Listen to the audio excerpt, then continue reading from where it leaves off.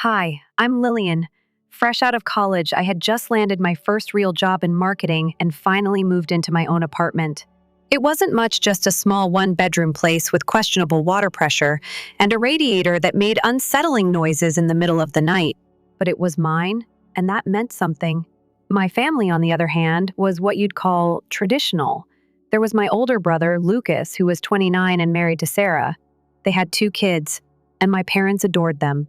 Mom and Dad still lived in the house where we grew up, and every Saturday, like some unbreakable ritual, we all gathered there for dinner. These dinners always followed the same script. Lucas just closed another major deal at work, Dad would announce, pride dripping from every word as he passed the mashed potatoes.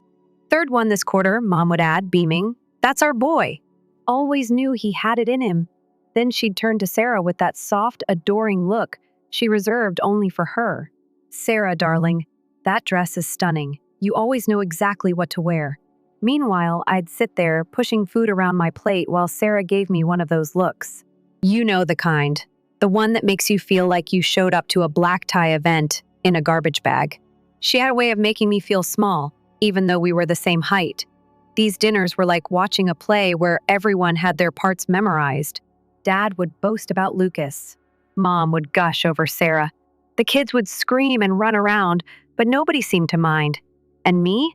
I was just a prop in the background. Then, one night, everything changed. Dinner had gone as expected: praises for Lucas, admiration for Sarah, the usual routine. But after the meal, my parents exchanged a look I had seen before. The kind that meant something big was coming. Dad cleared his throat. We have something important to tell you all. Lucas paused mid-sip of his water. Sarah straightened in her chair. I felt my stomach tighten.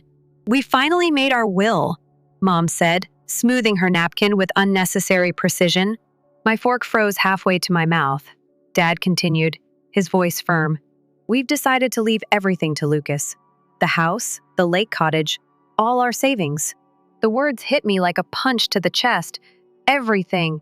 They were leaving everything to Lucas. We've given this a lot of thought, Mom added, her tone taking on that overly practical edge she used when she thought she was being perfectly reasonable. Lucas has 2 children to think about. They need a stable foundation for their future. I found my voice somewhere between shock and heartbreak. And what about my future? The words came out quieter than I intended, but they still echoed around the dining room. I'll have a family too. I'll have children someday. Mom's face tightened, her lips pressing into a thin line. Lillian, dear, this decision is final. Your father and I won't be changing the will, and just like that, it hit me. Like a tidal wave of memories crashing over me, drowning me in realization. This wasn't about Lucas's kids. It never had been. It was about Lucas. It had always been about Lucas. Suddenly, I was 8 years old again, sitting in the school auditorium, staring at 2 empty seats where my parents should have been. Lucas had a soccer game that day. I was 12, holding up my straight A report card while my parents fawned over Lucas's B+ in chemistry because he tried so hard. I was 15, crying in my room after my first heartbreak, while Mom was downstairs helping Lucas pick out the perfect corsage for his girlfriend. 16, winning the school's writing competition, but nobody showed up to the ceremony because Lucas had his college graduation. 18, standing on stage, giving my valedictorian speech to an audience where my parents arrived late and left early because Lucas needed help moving into his new apartment. Each moment connected like dots, forming a picture I never wanted to see.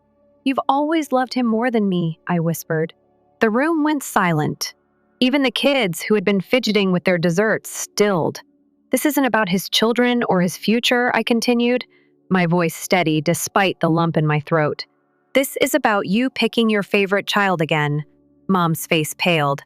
Lillian, that's ridiculous. We love both our children equally. I let out a hollow laugh. When? When have you ever shown that? Name one time you chose me over him. Silence. They exchanged glances, searching for an answer. But there wasn't one. There never had been. I pushed my chair back and stood up. I'm done. Mom's eyes widened. What do you mean, you're done? I'm done pretending we're this perfect family where everyone is loved equally. I'm done trying to earn the attention you've always given him freely. I'm done with all of it. I exhaled sharply, feeling a weight lift off my chest. Don't expect me to come to any more family dinners. Don't expect me to keep playing the role of the grateful second best child. You're being selfish, Lillian, Mom snapped, her face flushing with anger. And mercenary! Is that all you care about? Money? This isn't about money, I said, my voice shaking with emotion. This is about respect. You've made it crystal clear that you don't consider me your daughter, and you expect me to just accept it? Lucas stayed silent, staring at his plate like it held the answer to this mess. But, of course, Sarah had something to say. You're being ridiculous, Lillian, she said in that condescending tone I'd grown to hate. Everything about this is perfectly fair. You're just being moody and arrogant, as usual, always making everything about yourself. Something inside me snapped. Years of subtle jabs, superior smirks, and backhanded compliments. I was done.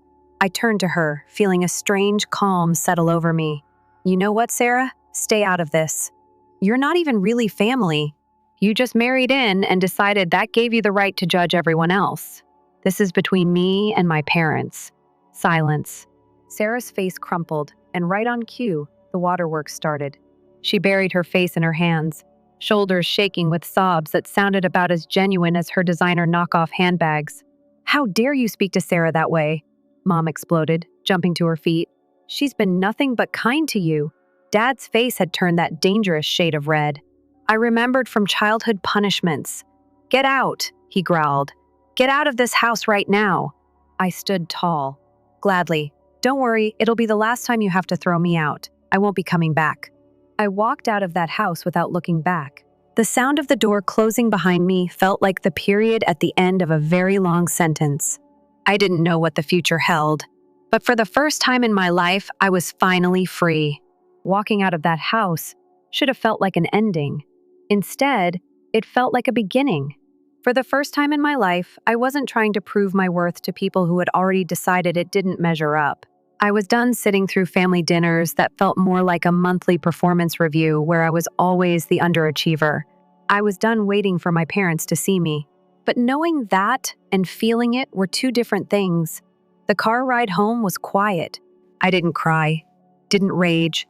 I just sat there gripping the steering wheel, my mind running through every childhood memory that now made sense in a way I wished it didn't. The favoritism wasn't subtle. It never had been. I just spent years convincing myself it wasn't as bad as it felt. I got home, locked the door behind me, and stood in the middle of my tiny apartment, unsure of what to do next. Normally, after a rough day, I'd call my mom. That realization hit me harder than expected. The automatic instinct to seek comfort from someone who had never really been a safe place. Instead, I called my best friend, Maya. Damn, she said after I finished spilling everything. I mean, I knew they were bad, but this is another level. I flopped onto my couch, exhausted. It's like I was waiting for something to finally prove they loved me as much as him. And now I have my answer. Yeah, and it's bullshit.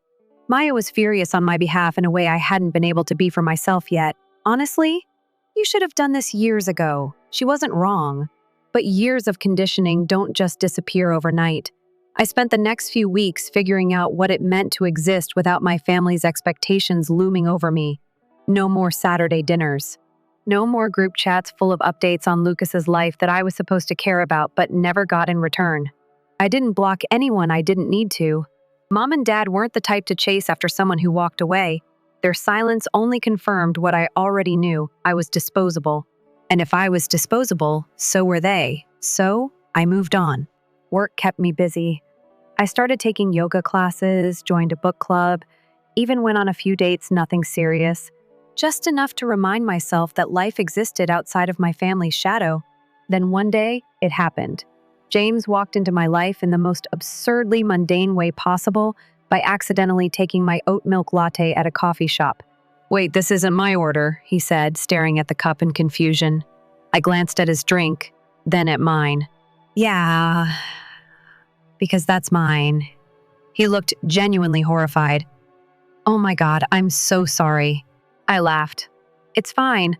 Honestly, I needed the caffeine more than the oat milk. That turned into a conversation, which turned into swapping numbers, which turned into late-night calls that lasted until one of us fell asleep mid-sentence. James was different from anyone I had ever met. He listened, really listened. He never made me feel like I had to fight for space in a conversation. With him, I wasn't competing for attention. I was just Lillian, and that was enough. A year later, we got married. It was the kind of wedding I had always wanted, small, intimate, free of drama. James's family welcomed me like I had been theirs forever. His mom helped me pick out my dress. His sister stood by my side as my maid of honor. It felt more like family than anything I had experienced growing up. I didn't invite my parents. Didn't invite Lucas or Sarah either. Some relatives tried to guilt me into it. They're still your family. You'll regret this someday. But I knew better. Walking down the aisle that day, I saw nothing but genuine smiles and happy tears. No tension, no forced politeness, no underlying feeling of not being enough. And I knew I had made the right choice. A year after the wedding, we found out we were expecting not one baby, but two twins, a boy and a girl. Pregnancy wasn't easy, but James was there for every moment. Every craving, every midnight panic about whether we'd be good parents. When the babies arrived, we made the decision together. I would stay home with them for a while. My marketing career could wait. These early years couldn't. Our house became a chaotic, joy-filled mess of tiny socks, baby giggles, and sleepless nights. My days revolved around playdates, nap schedules, and figuring out how to function on 3 hours of sleep. Life had settled into a rhythm, a good one. Then, one morning, the doorbell rang. I assumed it was a package I forgot I ordered. Instead, I opened the door and froze. Mom and Dad were standing there. I hadn't seen them in 7 years. "Lillian," Mom said, her voice unsteady. "We've missed you so much." I gripped the doorframe, my knuckles turning white. I didn't need to guess how they found me. Probably cousin Rachel. She had been hinting at family reconciliation during her last visit. Dad cleared his throat, trying to peer past me into the house. "We want to see our grandchildren." "We've waited so long." A chill ran down my spine. Why now? They weren't the type to just show up. Something was off. I could feel it. "Why are you really here?" I asked, crossing my arms. They hesitated. Mom opened her mouth, then closed it. Dad shifted uncomfortably. Finally, he sighed. "Something happened, Lillian." The first said nothing, waiting. "The truth came out about Sarah," Mom whispered, her voice barely above a breath. "She's been unfaithful to Lucas for years." My stomach twisted, but I stayed silent. "Lucas had the children tested," Dad continued, rubbing a hand over his face. "The DNA results came back. Neither of them are his." The world seemed to tilt sideways. I thought of those kids, the ones my parents had worshipped, the ones they used as proof that Lucas was superior, that his family was worth more than mine, the ones who were part of the reason I was written out of their will. They weren't actually related to us at all. Mom wiped at her tears. "There's more." She looked at Dad for support, and for the first time, I saw fear in their eyes. "Lucas got tested too," Dad admitted, his voice tight. "He's infertile. He can never have children of his own." My grip on the doorframe tightened.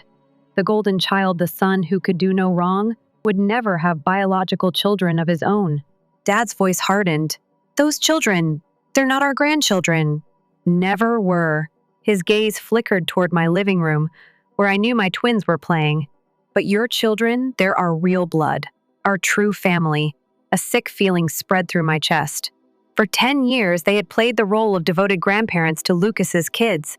They had attended every birthday party, every holiday, showered them with love and attention. And now, just like that, they were nothing to them? But suddenly my kids mattered. I stared at them, my pulse pounding in my ears.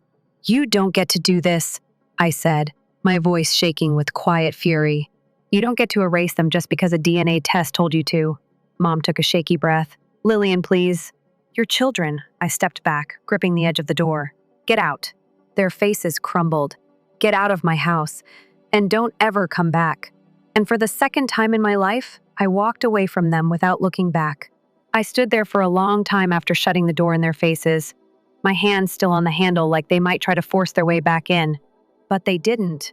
I waited until I heard their footsteps retreat, the sound of their car starting, and only then did I let out the breath I'd been holding. The past had found me, dug its claws in, and tried to crawl back into my life. but I wasn't the same person. I was all those years ago. I turned away from the door and walked back into the living room where my twins, Oliver and Emma, were sprawled on the floor, deeply focused on their latest crayon masterpiece. They had no idea what had just happened. No idea that two people who had ignored their existence for years had suddenly decided they were worth knowing.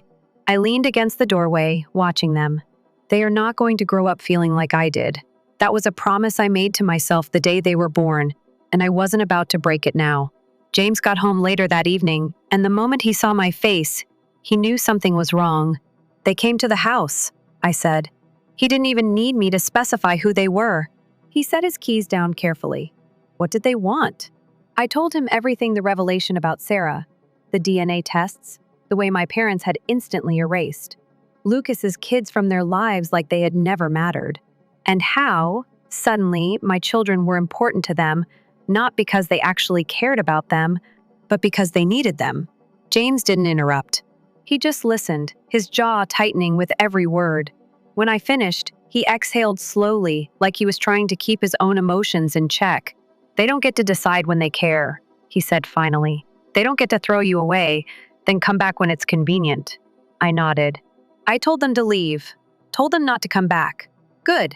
He pulled me into a hug, pressing a kiss to the top of my head. "You did the right thing." I wished that had been the end of it, that they had taken my rejection and left me in peace. But they didn't. The gifts started arriving a few days later. First, it was a pair of tiny designer shoes for each of the twins, wrapped in a crisp white box with no note, just a return address that I recognized all too well. Then, the next day, a set of expensive toys, way beyond anything a 4-year-old would need. It escalated quickly. Clothes, books, stuffed animals, a pair of matching iPads. I never even brought them inside, just loaded everything straight into the trunk of my car and donated it all to the local children's shelter. Then, they started showing up. I'd be at the twins' preschool, picking them up at the usual time, and out of the corner of my eye, I'd spot Mom's car idling across the street. 2 days later, I saw Dad sitting on a bench near the playground, pretending to read a newspaper, but glancing up every few minutes. They never approached me, never spoke. They just watched. It was unsettling, exhausting, and worst of all, it made me feel like I had to be on guard all the time. Enough was enough. One night, after yet another package showed up on our doorstep, I sat down at my laptop and started typing. "Mom and Dad, your behavior has become harassment. The gifts, the stalking near the kindergarten, it needs to stop. I have made my position clear. If you continue showing up uninvited around my family, I will have no choice but to involve the police. This is your only warning." Lily and I hit send and waited. The response came within minutes, not by email, but through a series of frantic text messages from Mom. "How could you do this to us? We're your parents, don't you understand? We might not have much time left. All we want is to know our grandchildren before it's too late." Then Dad chimed in. "Your mother hasn't stopped crying. We're not criminals, we're family. Think about what you're doing to us in our final years." I was about to block their numbers when one last message came through. "We've been thinking, Lillian. If you let us see the children, we'll change our will. Everything will go to you, the house, the lake cottage, all of it. You were right before. We'll make it right. Just let us be grandparents to your children." I stared at the screen, my stomach twisting. Even now, they still didn't get it. This wasn't about making things right. It wasn't about love or regret or realizing they had mistreated me. It was a transaction, a bargain. They had already decided Lucas was no longer worthy of their inheritance, so now they needed a new heir to mold into their version of family. And they thought I'd sell them access to my children in exchange for a lake house. I locked my phone, shoved it into a drawer, and walked away. That night, after the twins were asleep, James and I sat in the kitchen, 2 cups of tea growing cold between us. "It's not just about the will," I said, running a finger around the rim of my mug. "If we let them in now, if we accept this deal, they'll hold it over our heads forever." James nodded. "Today, it's let us see the kids and get the inheritance. Tomorrow, it'll be raise them this way or lose everything." We sat in silence for a while, letting that sink in. Then we made a decision. I blocked their numbers, blocked their emails, unfriended and blocked them on every social media platform. For a while, They tried to find ways around the blockade letters started showing up in our mailbox. Once Mom even tried to reach me through my work email. But eventually, like a storm running out of rain, they stopped. Life moved on. The twins started school. James got a promotion. I started freelancing during the day while they were at kindergarten. Our home was peaceful, full of laughter, bedtime stories, and lazy Sunday mornings. I had everything I needed. Then, one Tuesday morning, my phone rang. Unknown number. I almost ignored it, but something made me pick up. Lillian? The voice on the other end was hesitant. Familiar, yet strange. I knew who it was before he even said his name. It's Lucas. Can we meet somewhere? Maybe grab a coffee? A long pause.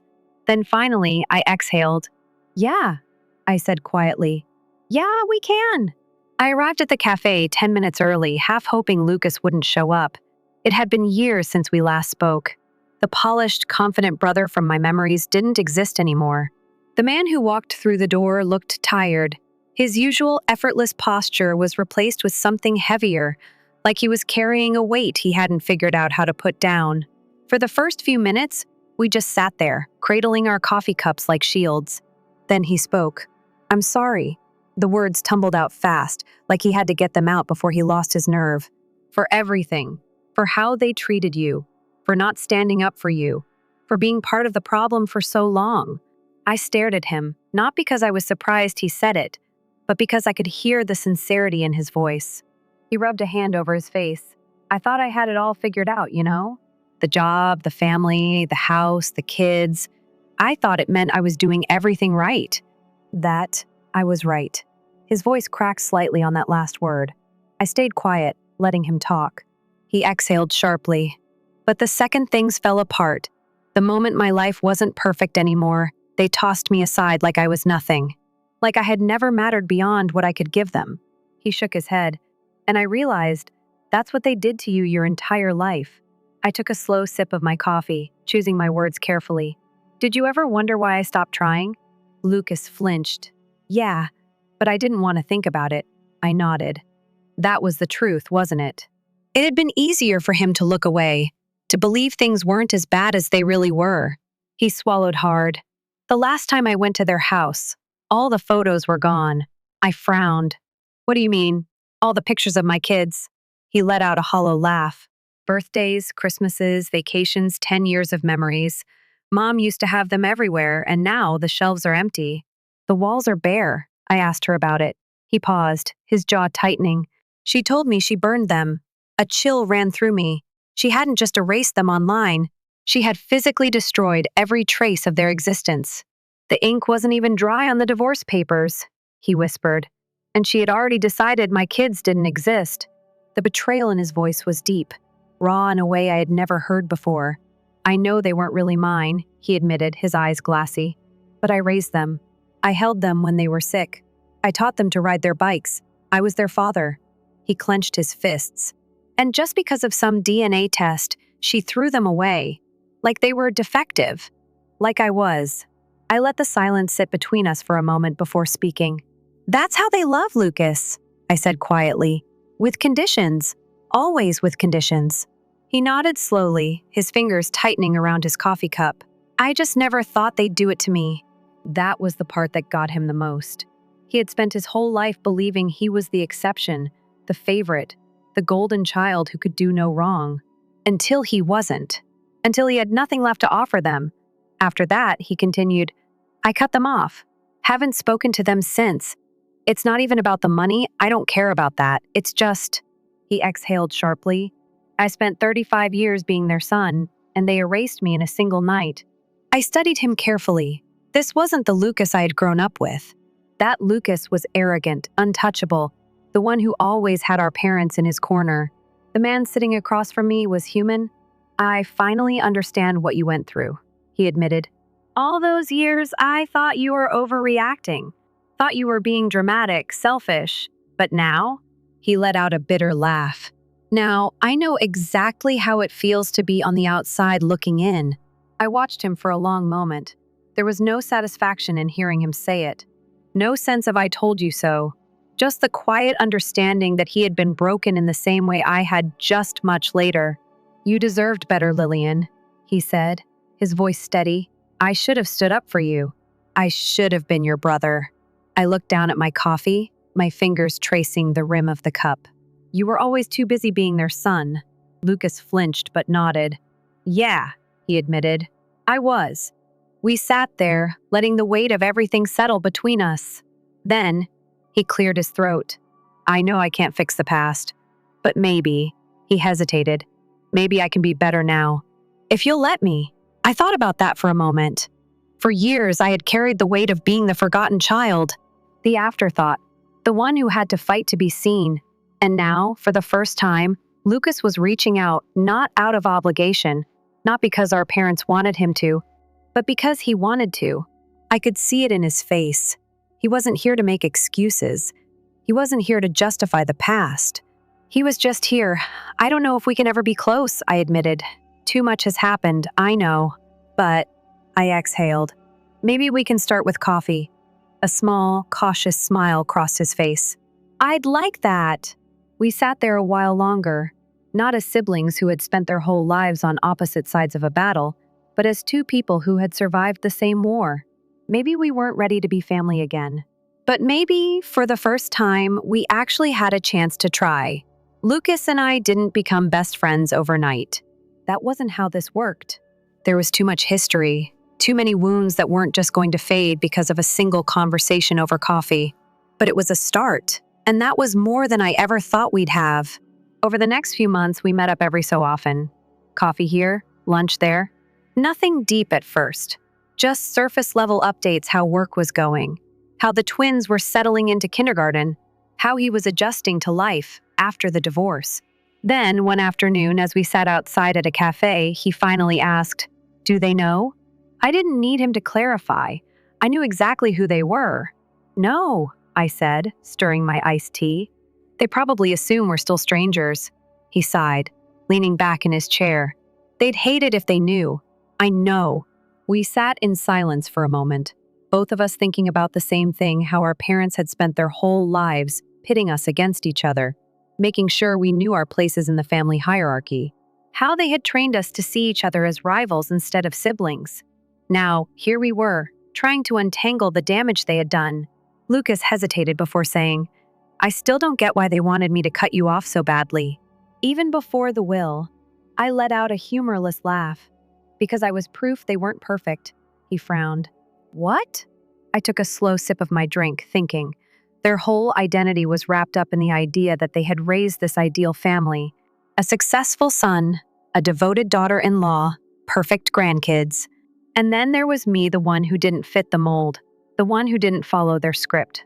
Lucas exhaled. "And they hate things they can't control." "Exactly." He rubbed a hand over his face, processing that.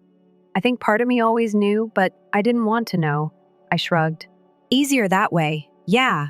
He looked down at his coffee, swirling the liquid absent-mindedly. "It's weird, isn't it? How they spent years making me feel like I was better than you. And the second I stopped being perfect, they threw me away. I didn't say anything. He already knew the answer. After that, things between us got easier. We started talking about things that mattered our childhood, the choices we made because of it, the ways we had to unlearn everything we were raised to believe. For the first time in our lives, we weren't competing. We were just two people trying to move forward. Life settled into something peaceful. My twins were growing fast, filling our home with chaos and laughter. James and I were happy, building the kind of family I had always wanted, one that wasn't based on obligation, but on real love. Lucas started coming around more, slowly becoming a part of our lives. The kids adored him, and to my surprise, he was good with them. Patient, funny, the kind of uncle I never expected him to be. One evening, after dinner at our house, he helped me clean up while James got the kids ready for bed. I have something to tell you," he said, drying a plate. I raised an eyebrow. "That sounds ominous." He huffed out a laugh. "It's not bad, just different." I waited. "I'm moving," he admitted. "Not far, just a few towns over." I blinked. "Oh, it's for work," he explained. And, honestly, I just need a fresh start. There's too much history where I am now. Too many ghosts. I understood that more than he realized. Good, I said finally. I think it'll be good for you. He studied me. You're not mad? Why would I be? He hesitated. Because after all this time, after finally trying to fix things, I feel like I'm leaving again. I shook my head. Lucas, this isn't you leaving. This is you choosing something for yourself. That's different. His shoulders sagged slightly, like he hadn't let himself believe that until now. I'll still visit, he promised. And I expect updates. None of that I'll tell you later crap, I smirked. Fine, but that goes both ways. He grinned. Deal. And just like that, I knew we were going to be okay.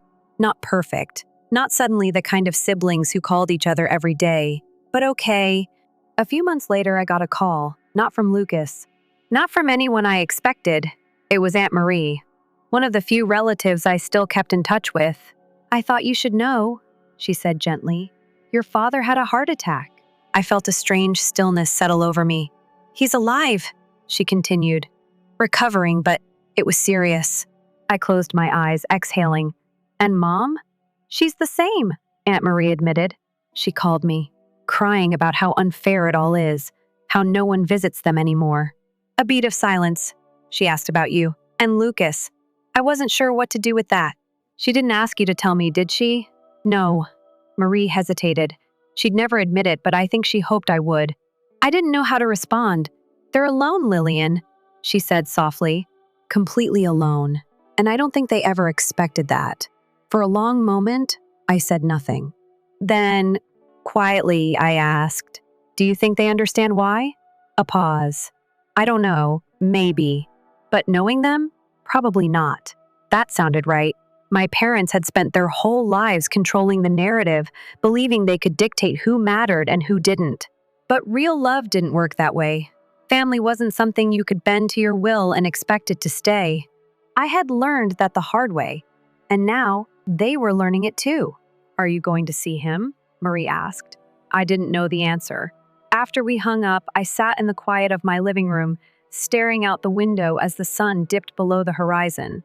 I thought about the years I spent waiting for them to care, the nights I lay awake wondering why I wasn't enough, the desperate ache of trying to prove I mattered.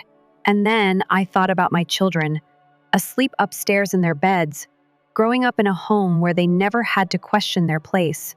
I wasn't that little girl anymore. I wasn't standing on a stage, searching for my parents in the audience. I had built my own family, one that saw me, loved me, and didn't make me fight for space. Maybe my parents had regrets now. Maybe they didn't. But that wasn't my burden to carry anymore. I got up, stretched, and walked upstairs to check on my kids. Whatever happened next, I knew one thing for sure. I would never let them feel the way I once did. I didn't go to the hospital, not because I wanted to punish them, not because I wanted to make some grand statement. I just didn't feel anything. No urgency, no need to rush to their side. If they had been different people, if they had been the kind of parents who had loved unconditionally, who had supported me, who had ever made me feel like I was more than an afterthought, maybe things would have been different. But they weren't. And I wasn't going to rewrite history just because they were facing the consequences of their choices. Still, the call from Aunt Marie stuck with me. The knowledge that they were alone, that they had backed themselves into this corner with no one left to turn to. It wasn't satisfying.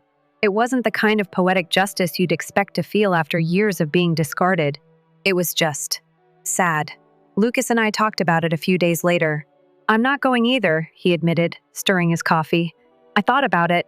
I really did. But what would be the point? I nodded, understanding completely. I feel guilty sometimes, he admitted, rubbing the back of his neck. Like I should care more. That's just conditioning, I said simply. We spent our whole lives being told they were everything. That family meant loyalty no matter what. But they were never loyal to us. Lucas exhaled sharply. Yeah.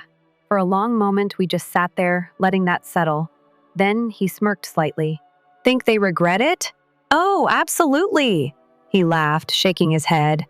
Never thought we'd end up here. Neither did they. He nodded, taking another sip of his coffee. So, what happens now? I shrugged. Nothing. We move on. We live our lives. He tilted his head. You really don't think they'll try again? They might, I admitted, but it won't change anything, and it didn't. Over the next few months, I heard bits and pieces through the family grapevine. My father's health improved, but things weren't the same. Mom had tried to reach out once, an awkward, stilted voicemail that felt more like a half-hearted obligation than a real attempt at reconciliation. I didn't call back. Lucas didn't either. They never tried again, because, deep down, they knew they had spent their entire lives choosing control over love, power over connection. And in the end, they had nothing. One afternoon, I was sitting on the back porch watching Oliver and Emma play in the yard when James came outside and handed me a letter. No return address, he said, sitting next to me. I stared at it for a long moment before opening it. It was from my mother. Lillian, the first don't know if you'll ever read this, but I need to say it anyway. Your father and I made mistakes, many mistakes. Some we realized too late, some we still don't fully understand. But we lost both of our children, and that is something I will regret for the rest of my life. You were always strong. Too strong for your own good sometimes. I thought you didn't need us the way Lucas did. I see now that I was wrong. I hope your children know how lucky they are to have you. And I hope you know that, even if it didn't always seem like it, I did love you. I just didn't know how to show it. I won't contact you again. I won't ask for forgiveness. I just wanted you to know that I am sorry, Mom. I read it twice. Then a third time. James watched me carefully. Are you okay? I folded the letter, exhaling. Yeah. Are you going to respond? I shook my head. No. He didn't question it, because this wasn't about anger or revenge or making them suffer. It was just too late. Some things can't be undone. Some wounds heal, but they leave scars. And some people only see the truth when there's nothing left to hold on to.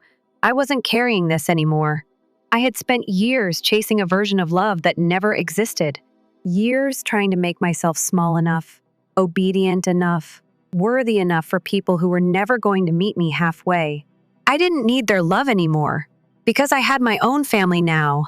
A husband who adored me, children who never had to wonder if they were wanted, a brother who was finally becoming the person he was meant to be. That was enough. That was everything. I stood up, walked inside, and placed the letter in a drawer, not as a keepsake, not as something I would pull out in moments of weakness, just as a reminder of the life I had left behind, and the one I had built in its place. Story 2, useless in terms of money. Really? My hands shaking with a mix of fury and astonishment, I gazed at the divorce papers on my desk. Daniel's remark was abruptly interrupted by the words, "The wife has consistently shown that she is financially incompetent and incapable of making a significant contribution to our marriage." My name is Judith, and I never imagined that my husband of 5 years would call me financially worthless at the age of 30. Not when I was in the last phases of selling my Palo Alto tech business, in particular. If it weren't so terrible, the irony would have been amusing.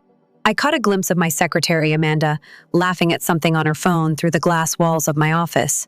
She'd been acting peculiar recently, taking longer lunches, making mystery phone calls, and being suspiciously engaged in our company's acquisition negotiations. Now that she was wearing new shoes and a fancy purse, the jigsaw pieces were beginning to fit together. The notice that flashed up on my laptop brought me back to reality. Our acquisition team sent out another email. The deal was practically finalized. $800,000 for my software business, which specializes on market analysis powered by AI. Not for secrecy, but because I had discovered early in my business that announcements are not as effective as success, I had kept the discussions confidential. Daniel, who had experience in real estate, had always written off my job as computer play. To be honest, he never made an effort to comprehend what I was building. Your tiny project. He made the call. Judith Amanda's voice cut through my thoughts as she peered into my office, despite the fact that we were gaining clients and recognition in the tech sector. Daniel gave a call. This weekend, he stated, he will send someone to get his belongings. I said in a bland tone, "Thank you, Amanda." As she moved her new diamond bracelet away from the sunshine, I caught a little grin on her face. I received the same style from Daniel's mother on our first anniversary. I returned to my laptop and opened the safe folder that had all of the documents for our business. I would remove Amanda's access to our systems first thing tomorrow. It's standard procedure for an employee to give notice, which I knew would happen soon. I had to sign the final divorce papers. Citing irreconcilable disagreements and my alleged lack of financial skills, Daniel sought a swift and clean separation. He had no idea that I was finalizing the largest sale of my career when he was about to leave. A peculiar calmness washed over me as I grabbed for my pen. The greatest answer isn't always a response at all. It's just allowing them to be authentic. 3 days later, I was sitting across from my lawyers in their modern Palo Alto office, completing the acquisition and divorce documents. It was almost lyrical in its time, signing away my broken marriage with one hand and protecting my company's future with the other. Miss Kennedy, you are aware that Mr. Harrison will not be able to collect your company's assets if you don't challenge the divorce or reveal the impending sale. My corporation lawyer, Barbara, inquired. She shoved her spectacles up her nose. I nodded, thinking back to the evening 6 months prior when I had my initial suspicions. Amanda had been asking odd questions concerning our company's investor relationships and appraisal techniques, and Daniel had been working late more frequently. At the time, I had engaged a private investigator to safeguard my intellectual property rather than out of envy. My worries about possible business espionage nearly overshadowed the pictures they sent of Daniel and Amanda's intimate meals. I completely get it. I signed another form in response. Daniel thought I was, so he made his decision. I paused and smiled slightly as I quoted him. Useless in terms of money.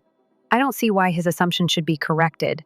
Until the deal closed, the corporate acquisition team had maintained strict confidentiality.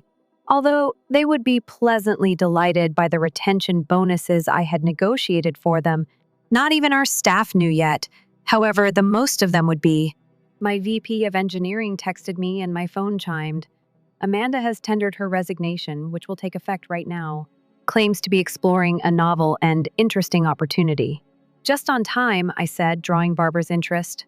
Do we need to worry? She inquired. I gave a head shake. No. Simply the anticipated departure of an individual who believes they have discovered a more favorable situation.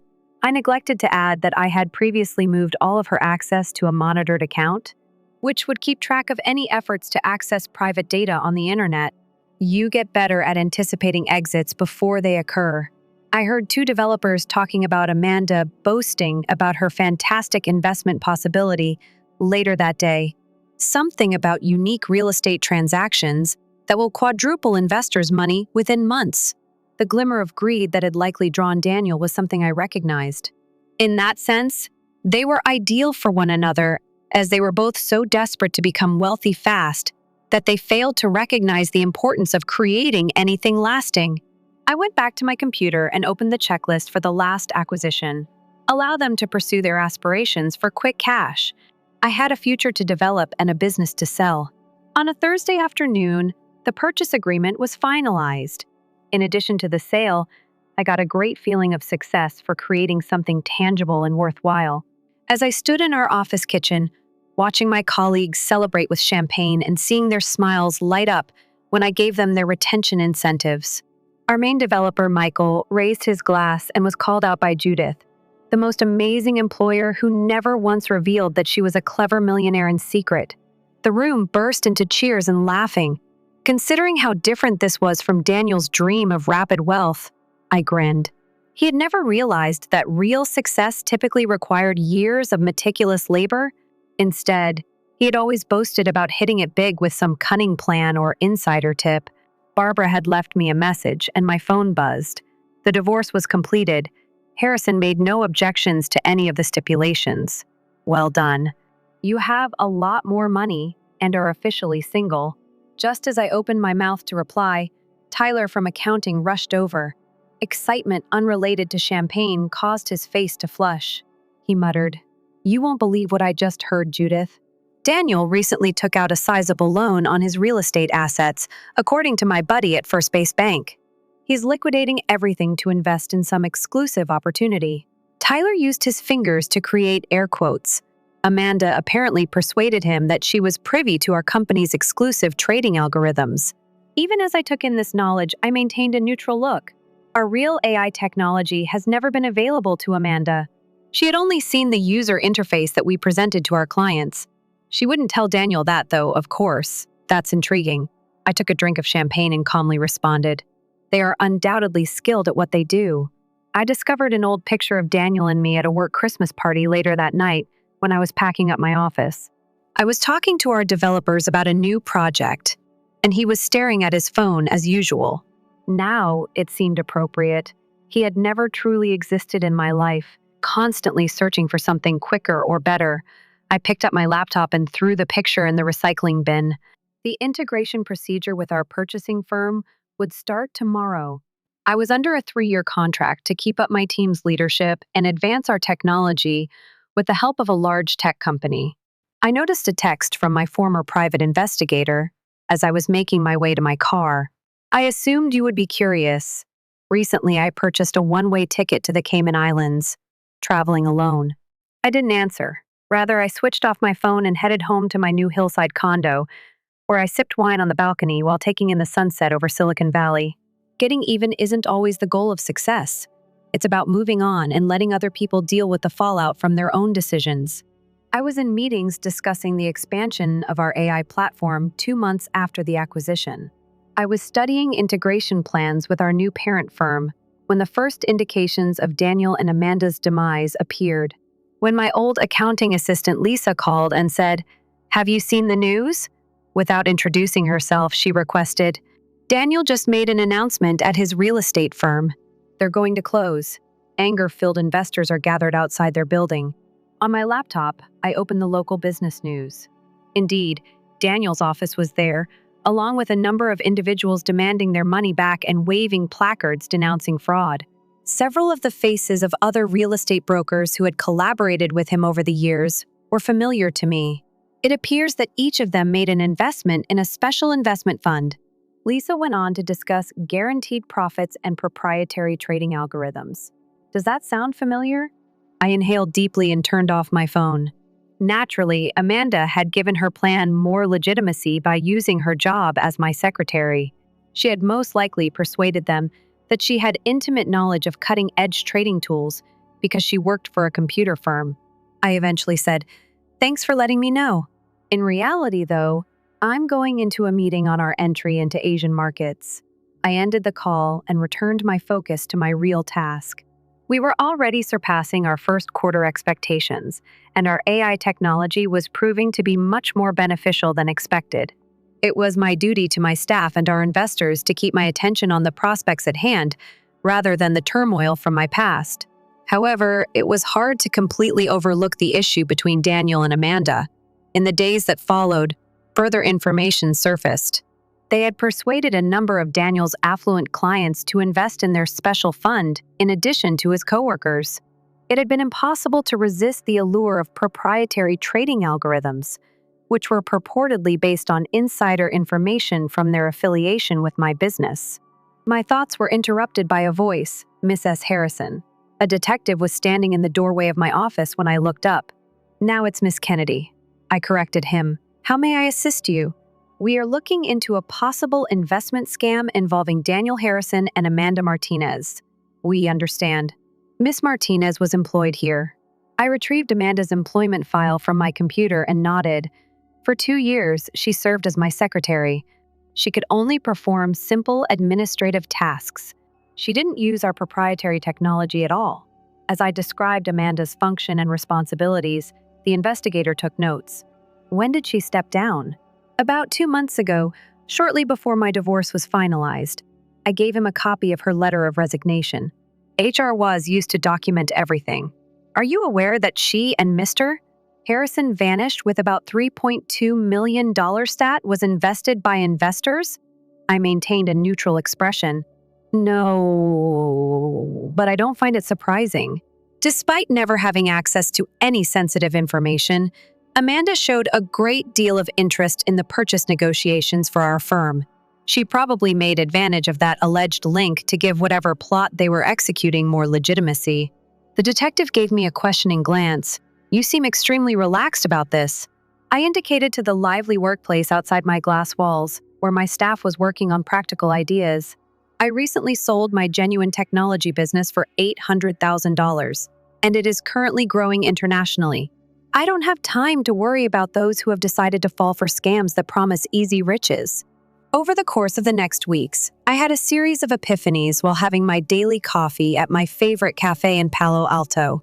I overheard two of Daniel's old coworkers lamenting their losses. Everything was taken by him: my funds for retirement, my children's college money. One man murmured, his voice cracking. Amanda showed us all of these phony trade data and said that we were generating monthly profits of 40%. How could our foolishness have occurred? His friend answered. We assumed that I discreetly paid for my coffee and walked out since she was employed by a software business. I had more pressing issues to attend to back at the workplace. I was conducting interviews with possible leads for our new Singapore office, and our AI platform was growing more quickly than anticipated. True innovation is the foundation of true success, Barbara called with an update that afternoon. She added the FBI is now engaged. Amanda and Daniel apparently created shell corporations in 7 states. The estimated total damages are around $5 million. Do you see them? I was more curious than worried when I inquired. 2 days following their arrival, the Cayman Islands account was completely depleted. Surveillance lost sight of them when they were last seen getting on a yacht. Barbara hesitated. If you are agreeable, the investigators would want to speak about Amanda's position at your business. I thought about this. Forward our HR to them. Records and my earlier declaration. Amanda didn't have access to our technology because she worked as a secretary. Anything else she said was false. It's simple. They discovered some intriguing emails as well. Barbara said that it seems Daniel boasted to investors about abandoning his financially worthless wife right before this investment plan took off. Ironically, the time is perfect. Recalling what he had said in the divorce papers, I grinned a little. Barbara, karma frequently has better timing than we do. I have to get ready for my board presentation now. We're considering diversifying into uses of AI in medicine. Later that day, I observed my staff in action as I strolled around our office. We were hiring additional developers as a result of the purchase, and our technology was developing in ways I could never have imagined. I watched our AI evaluating the results of cancer treatments on one screen. On another, it was forecasting patterns of climate change. A news alert rang on my phone. A former IT worker and local real estate tycoon are wanted in a multi-million-dollar investment scheme. The post promised amazing profits based on exclusive AI trading algorithms and featured pictures of Daniel and Amanda, looking put together and professional. My main developer, Michael, had a quick look at my phone. It's amazing that they believed they could impersonate our technology. We've been working on these algorithms for years, he claimed. Individuals hold the beliefs they choose to have, I answered, putting my phone down, particularly when they're trying to make quick cash. On the subject of money, Michael smiled. The initial testing of the medical AI prototype was just completed. Already the venture capital firms are phoning. I grinned, shifting my focus from the past to the future. We had been developing technology that had the potential to transform lives, while Daniel and Amanda had been peddling falsehoods. I said, let's concentrate on that. There's a lot of work ahead of us. I was showcasing our medical AI innovations at a large tech conference in San Francisco 6 months after we integrated our purchase. The Wall Street Journal had written a comprehensive expose on Daniel and Amanda's deception, including aspects I was unaware of when the story ultimately came to light. In the interval between sessions, I used my tablet to browse the article. Evidently, they had already begun to organize their strategy as soon as our acquisition negotiations commenced. As my secretary, Amanda had utilized her job to produce documents that combined parts of our real AI technology with entirely false trade outcomes. As I was leaving the stage, Miss Kennedy, a Tech Weekly reporter, came up to me. Any thoughts on the investment controversy involving Harrison Martinez? Considering your connection? I only have a connection because I manage the real technological firm that they attempted to copy. I cut in aggressively but courteously, Hospitals and climate scientists are both benefiting from our AI technology's ability to forecast patient outcomes. I am here to talk about it. The FBI's Financial Crimes Unit sent me an email back in my hotel room. After I had removed Amanda's login credentials, they discovered proof that Daniel had attempted to get access to my company's systems several times in an effort to hide their traces by stealing real trading algorithms. The agent wrote, "Your security measures prevented any breach.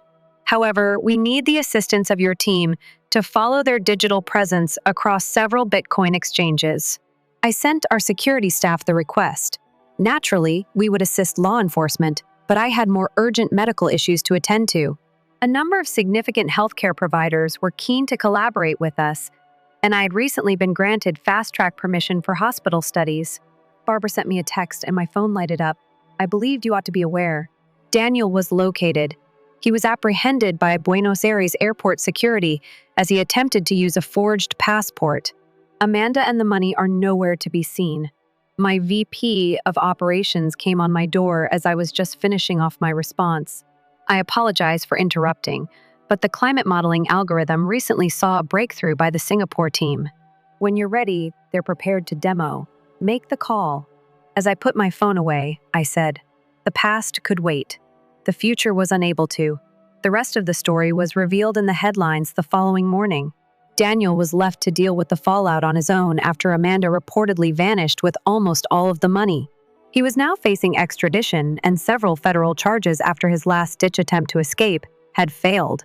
I discussed the significance of ethical innovation and true value creation in my closing keynote address at the conference. Without bringing up Amanda or Daniel, I talked about the larger lesson. Real innovation isn't about making big promises or making quick money. It's about solving real problems and creating real value, I told the crowded auditorium. Fast money isn't a good indicator of success. It is quantified by the number of lives saved and issues resolved. Nobody failed to notice the irony. When we received the Innovation of the Year award for our medical AI platform, Daniel was extradited to face charges on the same day that he pursued phony algorithms and empty promises. We had created something groundbreaking. I got another update from the FBI that night. The majority of the investors' money was lost, but they had frozen a number of offshore accounts. Amanda, who most likely had millions of dollars in stolen money, was still at large. After shutting down my laptop, I focused on our most recent project proposals. Our story was being written, while theirs was coming to an end. I watched Daniel's sentencing in the courtroom a year later. His defeat had replaced his former confidence, and he appeared older than his 35 years. The judge's evaluation of his offenses was uncompromising. "Mr. Harrison, you have pled guilty to multiple counts of wire fraud, investment fraud, and conspiracy," she declared. "Your willing participation in this scheme has destroyed lives and retirement savings. The court sentences you to 12 years in federal prison." I didn't stay to watch him being led away. I had a board meeting to attend where we'd be discussing the rollout of our medical AI system to 50 more hospitals. Our technology had already helped improve patient outcomes by 40%, and the climate modeling division was making remarkable progress in predicting extreme weather patterns. The media had dubbed our story "The Tale of Two Paths," contrasting my legitimate success with Daniel and Amanda's fraud while they had sold lies and stolen dreams. We had built something that was actually changing the world. Amanda was still missing, presumably living somewhere with the stolen millions. Interpol had traces of her in Dubai, then Singapore, but the trail had gone cold. Daniel's desperation to find her had only underscored the completeness of her betrayal. As I drove to our Palo Alto headquarters, I thought about how differently things might have turned out if Daniel had actually bothered to understand what I was building, instead of dismissing it as financially useless. But then again, people who chase quick riches rarely recognize real value when they see it. 2 weeks after Daniel's sentencing, I was asked to give the commencement speech at Stanford School of Engineering. Looking out at the sea of eager faces, I saw the same drive and determination that had pushed me to build something meaningful. "Success isn't about finding shortcuts," I told them. "It's about creating real value, The world is full of people looking for quick wins and easy money. But true innovation comes from dedication, integrity, and the courage to build something genuine. After the ceremony, a young woman approached me clutching her diploma. "I read about what happened with your ex-husband and former secretary." I said.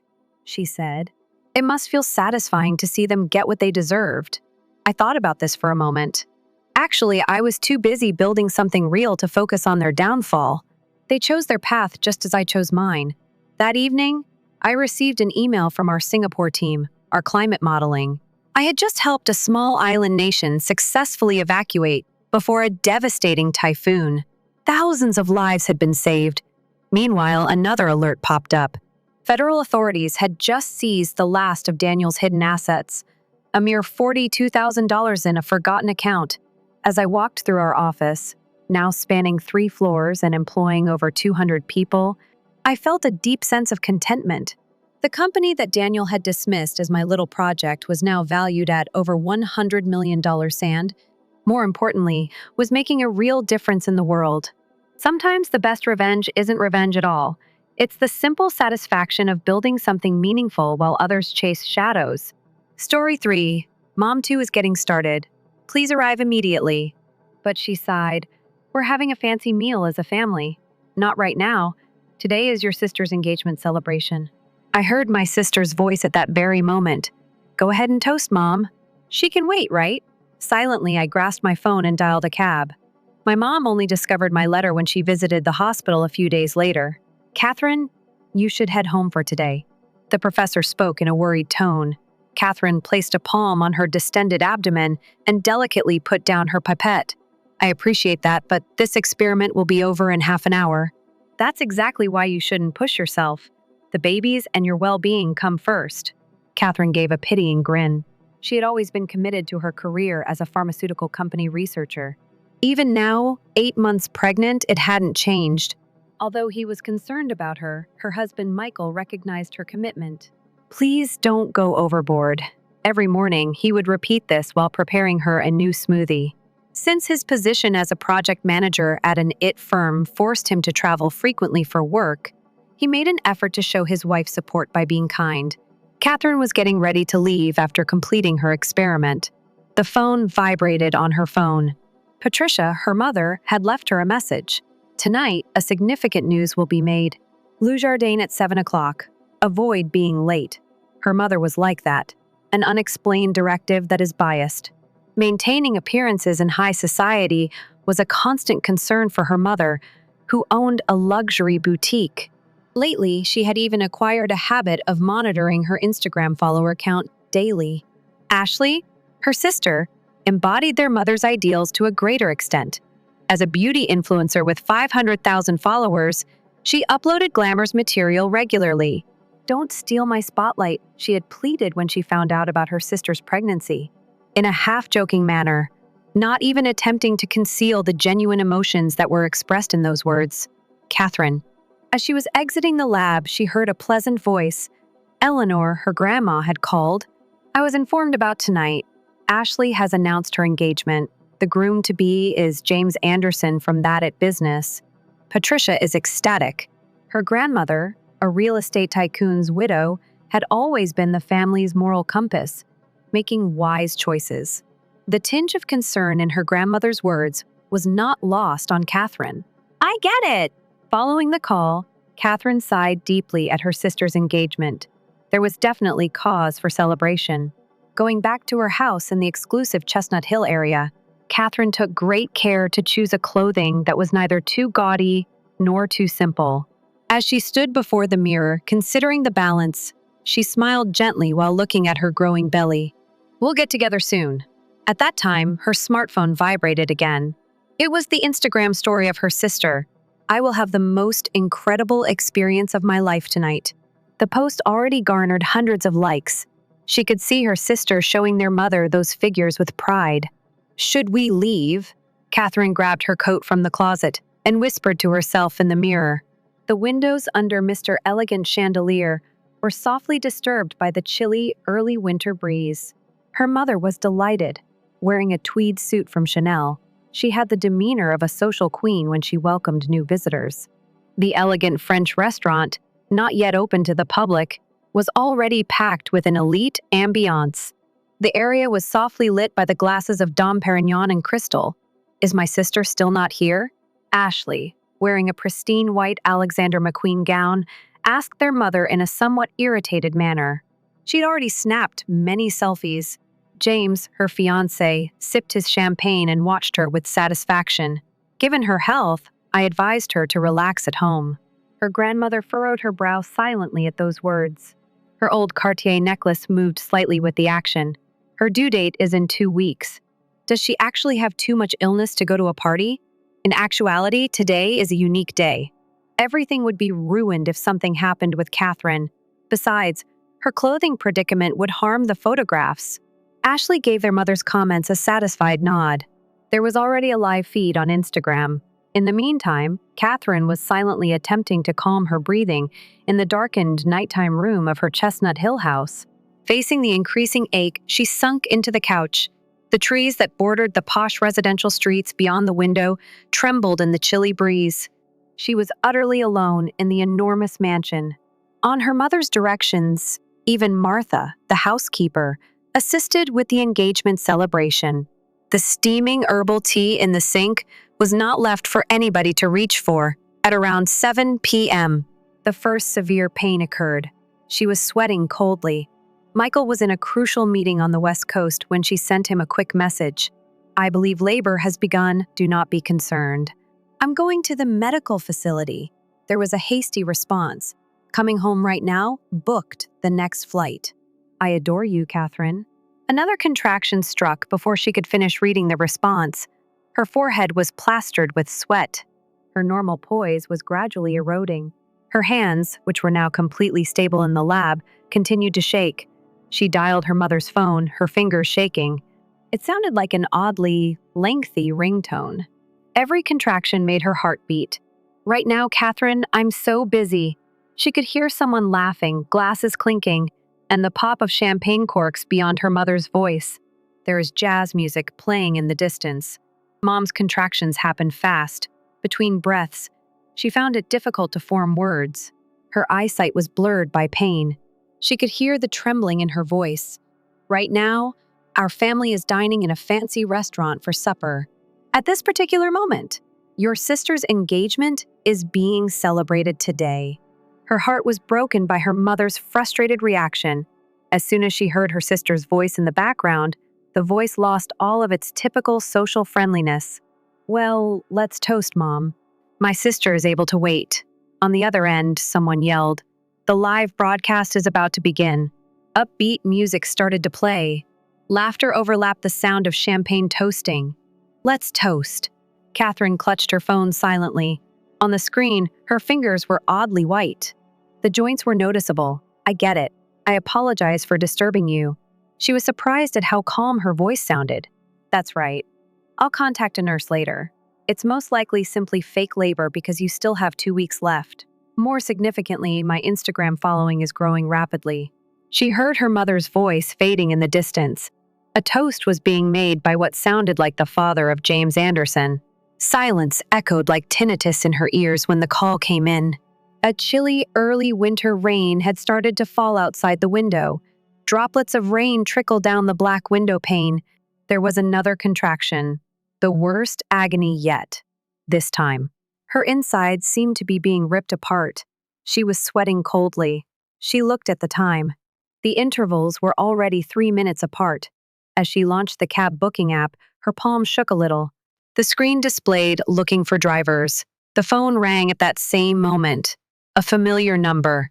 Her grandmother's calm voice reverberated across the dark room.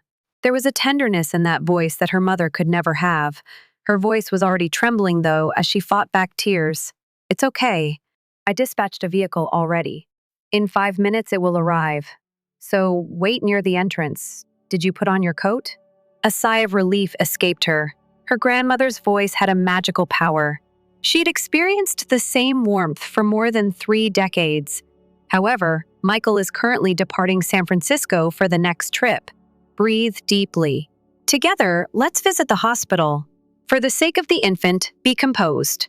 Catherine got up gently. She looked in her handbag at the hospital bag she had prepared. Then she pulled out a little envelope and set it on the table in the living room. The envelope was pristine white, with her mother's name handwritten on it. Her phone vibrated as she was walking to the entrance. It was a notice from Instagram. Catherine switched off the alerts.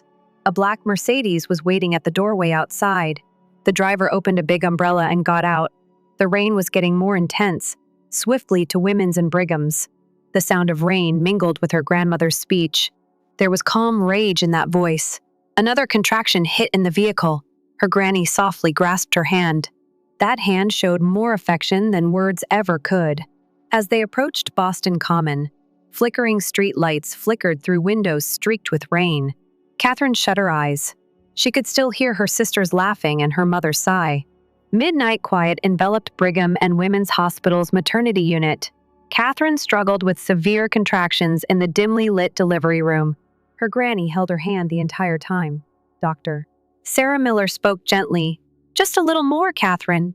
Her brisk footfall caused the hem of her white coat to flutter.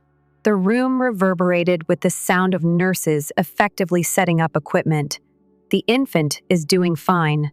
The heart rate remains constant." This was verified by the monitor's consistent beeping. A moment of relaxation in between contractions. Catherine inhaled deeply.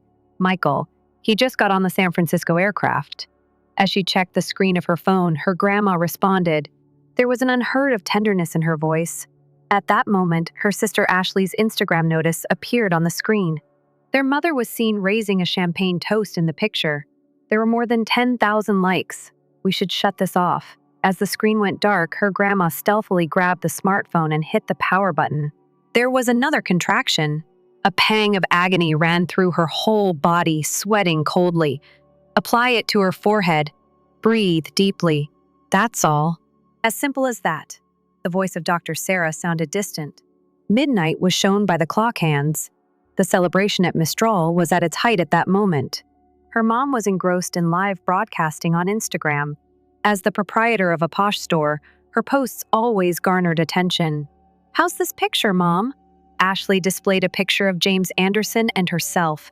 Excellent composition, excellent grin. Similar like the cover of a magazine. Lovely. "Let's publish it immediately." Nobody in the birth room brought up the hospital. The struggle to bring in a new life went on. Catherine mustered what strength she had left. Just then, there was a little wail. "It's a female." In the full moon, the rain has ceased outside the window. Looked through. "You did a fantastic job, Catherine." Her grandmother's eyes gleamed with tears. After giving the infant a gentle wipe, a nurse laid her on Catherine's chest. Her entire body felt the warmth of the little life. "Hi there?" For the first time, Catherine talked to her infant in a low voice. The infant seemed to react to the speaker by moving her small hand.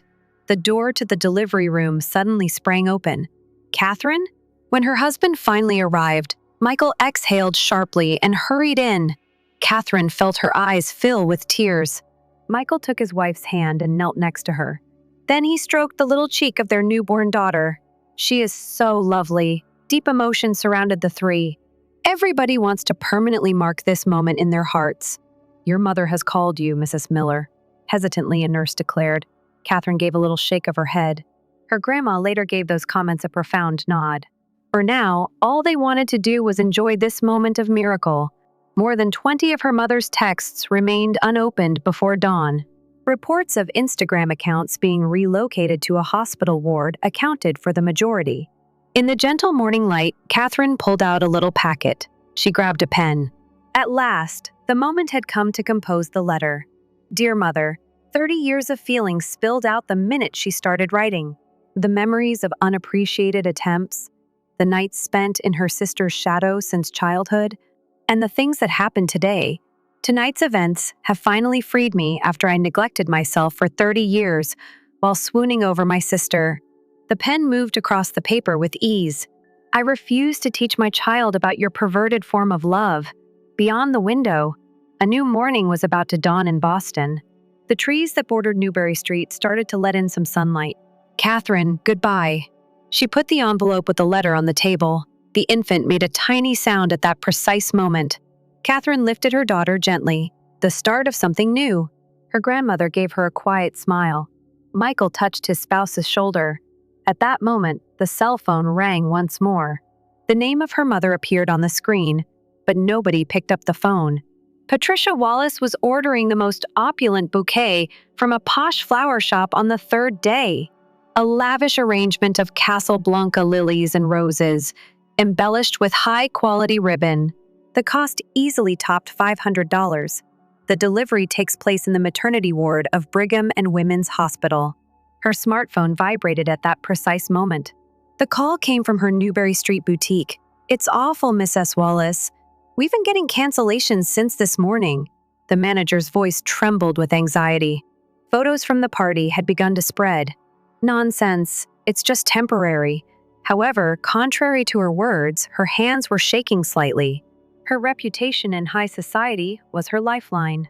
Arriving at the hospital, she received unexpected words of the reception regarding room 506. "We've been instructed by the patient to decline visitors. I am her mother. I apologize. We were specifically told to decline family visitors." Just then, Eleanor Wallace quietly appeared. The envelope her grandmother handed over bore her name in familiar, meticulous handwriting. Her hand trembled slightly as she opened the letter. "Dear Mother," with each line she read. The color drained from Patricia's face. 30 years of feelings, undeniable facts, and words of farewell. "You reap what you sow, Patricia." Her grandmother's voice was quiet but stern. But I be quiet at her grandmother's words. Patricia was lost for words. Down the hall, a baby's cry echoed that evening. Ashley's Instagram follower count began to plummet rapidly. Comments on her engagement party posts had turned harsh. The next morning, among the nurses at Massachusetts General Hospital, a story began to spread. The rumor spread rapidly among Boston's medical community. At the same time, regular customers at the Newbury Street boutique began canceling their accounts one after another. "I'm sorry, but our future association, the stern gazes of society ladies," cornered Patricia. The social status she had built over many years began to crumble audibly. Meanwhile, at the Anderson family home of Ashley's fiancé, James, a heavy atmosphere hung in the air. "This affects our family's reputation as well." James's mother spoke quietly to her husband. On the table lay the Boston Globe's gossip column. The headline, "Twisted Motherhood in High Society," gleamed coldly. That night, Ashley felt anxiety for the first time as she stared at her engagement ring. Emails from sponsor companies kept arriving. Patricia sat at her desk in her room before her lay graph, showing the boutique's plummeting sales and a mountain of canceled orders. Everything she had built over 30 years was silently crumbling outside the window. Quiet rain continued to fall on Chestnut Hill. No one walked the tree-lined streets of the upscale neighborhood. In the hospital room, Catherine held her daughter while gazing out the window. Michael fully supported his wife's decision. "This is the path we've chosen." Her grandmother quietly nodded at those words. A few days later, a letter arrived from the Anderson family. "After careful consideration, we must dissolve the engagement." Ashley cried for the first time. However, her tears were less about regret and more about the dramatic decrease in likes on her posts. Patricia faced new realities in her study. Notices from the bank, warnings about the house she had put up as collateral. Everything was crumbling like a castle built on sand. "So these are the consequences of my choices." She stared at a photograph on her desk. A family photo from 10 years ago when everyone was smiling. But now those smiles seemed somehow artificial. In the upscale neighborhood of Chestnut Hill, new rumors began to spread. "I hear the Wallace boutique is closing. Is it true about the broken engagement?" It wasn't a dramatic punishment. However, the everyday collapse of high society life sometimes proves to be the most devastating punishment. In room 506 at Brigham and Women's Hospital, a new family story was about to begin. The setting sun through the window gently illuminated mother and daughter. "We'll walk a different path." Catherine's words were met with Michael's quiet nod. Her grandmother watched out the window while holding her granddaughter's tiny hand. Spring in Boston. 5 years later, in a research room at Harvard Medical School, Catherine studied data on a new cancer drug. Cherry blossom petals danced outside the window. Mommy turning around, she saw her 5-year-old daughter, Emily, running in. It had become their daily routine for her grandmother to pick Emily up from daycare and bring her to her mother's workplace. Emily, no running. Eleanor Wallace's gentle voice followed. Even with age, she maintained her grace. Hey, Mommy. You know what? My teacher praised my drawing today. Emily proudly showed her picture a garden full of colorful flowers, 3 figures holding hands and smiling. Emily, Catherine, and Michael. It's beautiful. Catherine hugged her daughter while nodding slightly to her lab colleagues. They all returned warm smiles. Meanwhile, in a suburban Boston apartment, Patricia Wallace sat alone by the window. A modest room, nothing like her former mansion. An unopened letter lay on the table. It was from her younger daughter, Ashley. She was now working at a small beauty salon in Los Angeles. Her social media followers had dwindled to just a few hundred. Mom, can't we start over? The letter's tone lacked its former arrogance, yet somehow a calculating undertone still seemed to lurk behind the words. Patricia stood in her vanity. Her reflection in the mirror looked strangely unfamiliar. After closing the boutique, she had completely disappeared from society. She was even afraid to walk the streets of Chestnut Hill now. The cold gazes of former acquaintances still stung her heart. At the same time, dinner preparations were beginning at the Miller family's new home. Emily, go wash your hands. At Catherine's voice, her daughter happily ran off in the kitchen. Michael, home from work, was cooking pasta. His IT project successes had led to a flourishing career. Grandma, taste the sauce. Family dinners were always wrapped in warmth. Wine glasses on the table, scattered soft light. By the way, Eleanor began quietly, I received a letter from Patricia this morning. The air froze for a moment. Dear Catherine, could you let me see you once more? The letter was filled with formal apologies. However, words of genuine remorse were nowhere to be found. I won't reply. Catherine's voice was quiet but firm. Mommy. Seconds, please. Emily's voice lightened the atmosphere. Here you go. Late that night, Catherine watched Emily's sleeping face, long eyelashes, soft cheeks. Innocent breathing echoed in the room. It really was the right choice. From behind, Michael gently embraced her shoulders. The next morning on the Charles River walkway, Catherine walked hand in hand with Emily. Spring sunshine poured down gently. Mommy, look at those ducks where her daughter pointed. A mother duck swam with her ducklings. Emily, what is it? Mommy will always be on your side. I am aware. That innocent response warmed Catherine's heart from the direction of Boston Common. Church bells rang out, the sound announcing the start of a new Sunday. Catherine looked up at the sky. Thin clouds drifted across the blue expanse like memories of the past. Come on. Mother and daughter walked on hand in hand. Anyone could see how happy they looked. Spring light sparkled on the surface of the Charles River.